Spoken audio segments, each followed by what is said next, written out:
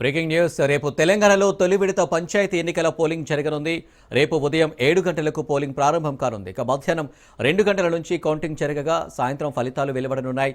మొత్తం 4236 గ్రామ పంచాయతీలకు గాను 5 స్థానాల్లో నామినేషన్లు దాఖలు కాలేదు. 395 చోట్ల సర్పంచ్ ఏకగ్రీవమయ్యారు. మిగిలిన 3836 సర్పంచ్ స్థానాలకు ఎన్నికలు నిర్వహించనున్నారు. అలాగే 27,960 వార్డు స్థానాలకు ఎలక్షన్ ఉంటుంది. ఒక్కొక్క సర్పంచ్ స్థానానికి సగటున 6 బరిలో నిలిచారు. ఎన్నికలకు సంబంధించి అధికారులు అన్ని ఏర్పాట్లు పూర్తి చేశారు. ఇవాళ డిస్ట్రిబ్యూషన్ సెంటర్ల నుంచి సిబ్బందికి పోలింగ్ సామాగ్రిని అందచేయనున్నారు. బ్యాలెట్ బాక్సులు, బ్యాలెట్ పత్రాలు, ఇతర ఎన్నికల సామాగ్రితో సిబ్బంది ఆయా పోలింగ్ కేంద్రాలకు సాయంత్రం వరకు తరలి వెళ్లనున్నారు. రేపు ఉదయం సిబ్బంది మాక్ పోలింగ్ నిర్వహించనున్నారు.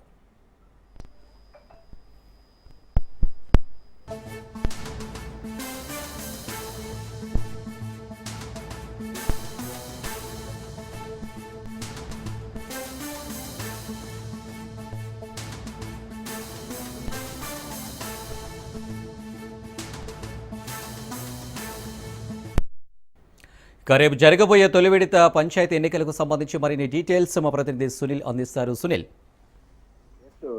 ఇప్పటి నుంచి ఎంతగానో ఎదురు చూస్తున్నటువంటి గ్రామ పంచాయతీ ఎన్నికల ముహూర్తం ఖరారైంది. రేపు ఉదయం మొదటి దశ ఎలక్షన్స్ స్టార్ట్ అవుతుంది. రాష్ట్ర వ్యాప్తంగా ఉన్నటువంటి దాదాపు 56,19,430 మంది ఓటర్లు అందరూ కూడా తమ ఓటు హక్కును రేపు వినియోగించుకున్నారు. ఇప్పటికే దాదాపు 3,834 గ్రామాల్లో ఈ పోలింగ్ జరుగుతున్నట్టు కూడా కొద్దిసేపు క్రితమే స్టేట్ ఎలక్షన్ కమిషనర్ రాణి కౌముది కూడా మీడియాతో అన్ని వివరాలు కూడా వెల్లడించడం జరిగింది.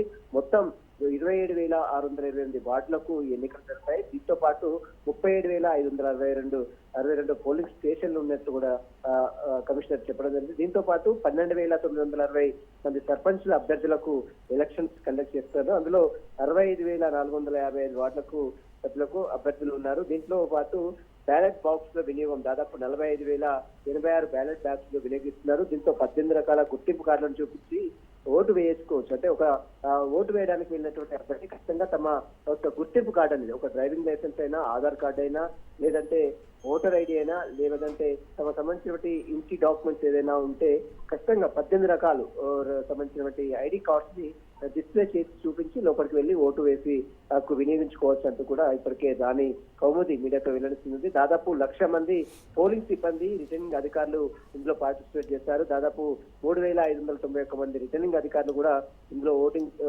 ఎలక్షన్ డ్యూటీలో ఉంటున్నారు. వీరందరికీ ముందస్తుగానే వారందరికీ ట్రైనింగ్ కూడా ఇవ్వడం జరిగింది.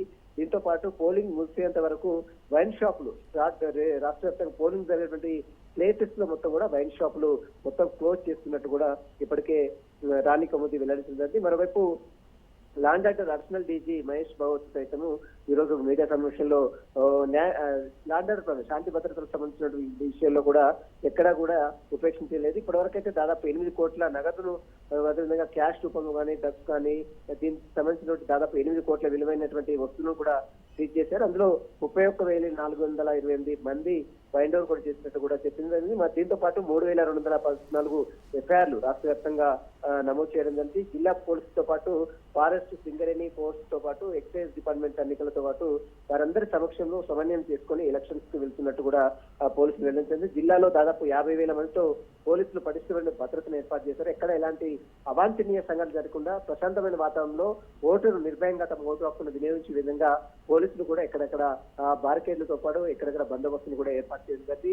ఇక పోలింగ్ జరిగే ప్లేసెస్ లో దాదాపు 3 కిలోమీటర్ల మేరకు అంటే కిలోమీటర్ పరిధి వరకు ఎక్కడ కూడా ర్యాలీలు కానీ, సభలు కానీ, సమావేశాలు కానీ నిర్వహించడానికి వీలేదు. 144 సెక్షన్స్ ఖచ్చితంగా అమల్లో ఉంటుంది. ఖచ్చితంగా ఎవరు కూడా ఆందోళనలు కానీ, సభలు కానీ, ర్యాలీలు కానీ, సంబరాలు తీసుకోవడానికి వీలేదని కూడా ఇప్పటికే పోలీసులు ఒక ఆదేశాలు కూడా జారీ చేసింది.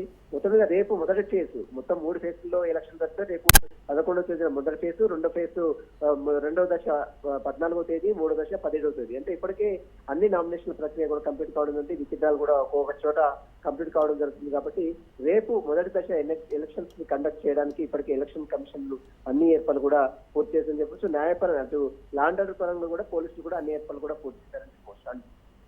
Right Sunil, thank you.